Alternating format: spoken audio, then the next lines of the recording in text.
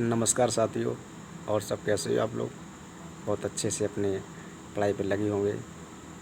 और जन्माष्टमी की आप सभी को ढेर सारी शुभकामनाएं। ये दिल से मेरा आशीर्वाद है। ऊपर वाले मैं प्रभु से कामना करता हूँ कि आप सब बहुत जल्दी से सफल हों। मैं बेटा आपको एक बहुत अच्छी सी कहानी सुनाने जा रहा हूँ। इस कहानी से सुन करके आप बहुत तो मोटिवेट होंगे, बहुत अपने आप को खुश भी होंगे। तो सुने बेटा। एक माँ के दो बच्चे थे। एक माँ के दो बच्चे थे। उसमें एक अगला था और एक बहरा था। माँ ने कहा, एक का जो अगला था उसका नाम था पप्पू।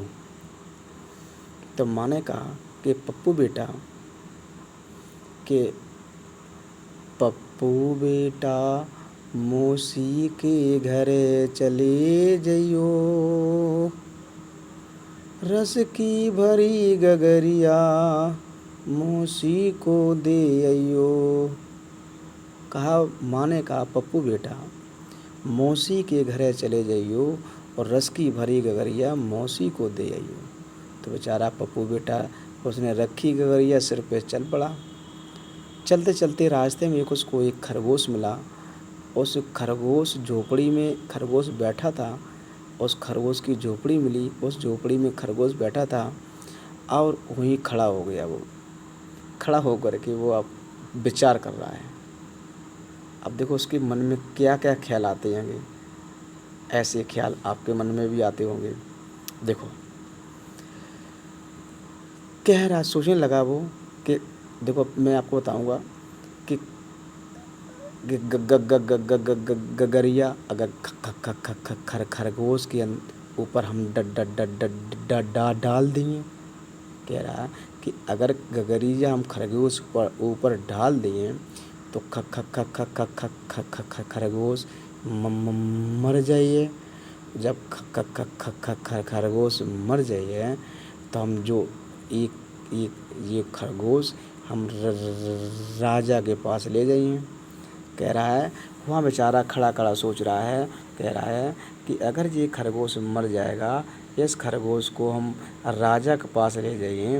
राजा के यहाँ एक पालतू कुत्ता है।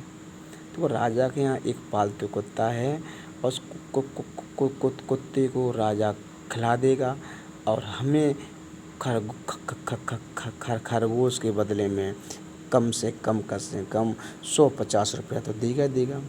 सब देखो सोच रहा है, पप्पू सोच रहा है खड़ा खड़ा कि राजा घर पे ले जाएंगे, राजा हमें कम से कम 150 रुपये देगा और 150 रुपये की वो अपने पास लेके आएगा। कह रहे हम इन रुपयों को खर्च नहीं करेंगे, हम इन रुपयों को खर्च नहीं करेंगे, इन रुपयों से मुर्गी लेंगे।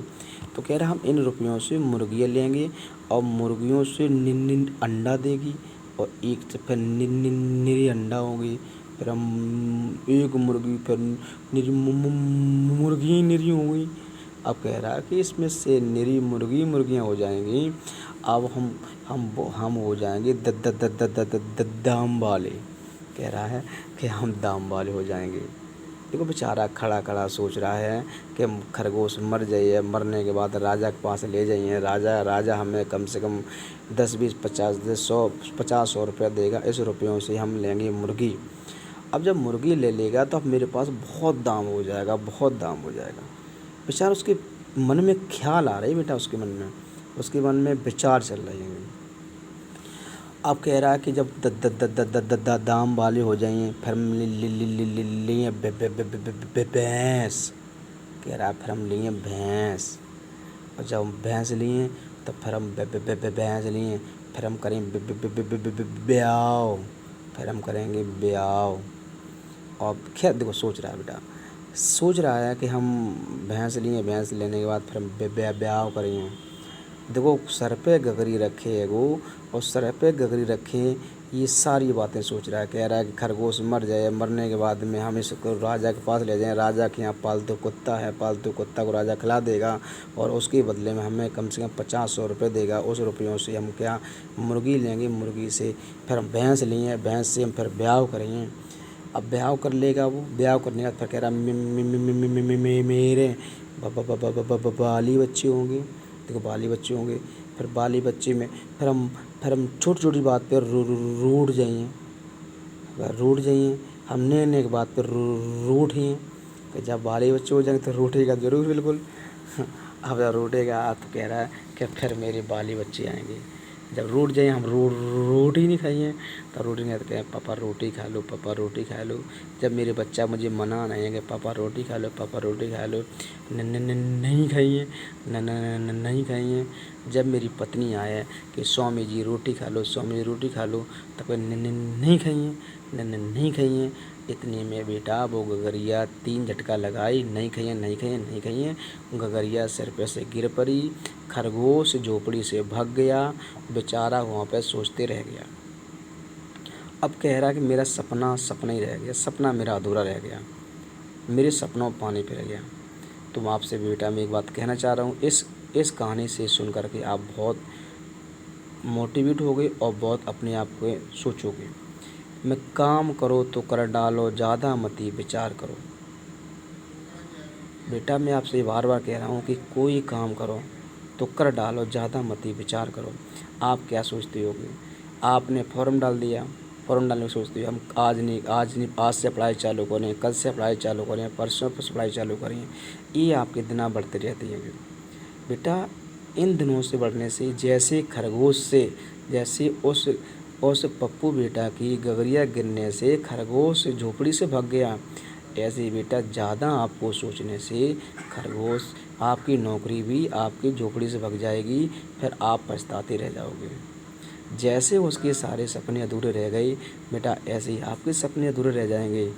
मैं आपसे एक रिक्वेस्ट करता हूँ कि बेटा आप तैयारी में जी जान से लग जाएं। आप अपने माता पिता के सपने हो, आप भाई बहन के सपने हो, आप जाने किन किन के सपने हो जो आपसे आस लगाए बैठे हैं। उस खरगोश की कहानी मत करो, जैसे खरगोश और पप्पू जो सिर पे गगरी रखी सोच रहा है वो कि हम नौकरी करें, तो आप जैसे करें हम नौकरी करें, फिर ब्याह करें, फिर गाड़ी लें। ये सारी लला सपने आपके नहीं होंगे जब तक आप उस पर मंथन नहीं करोगे, जब तक आप उस पर कठोरता से उसका चरण करोगे। ठीक है, इस कहानी से आपको बहुत मोटिवेशन मिलेगा, इसको आप जरूर रखना। Thank you.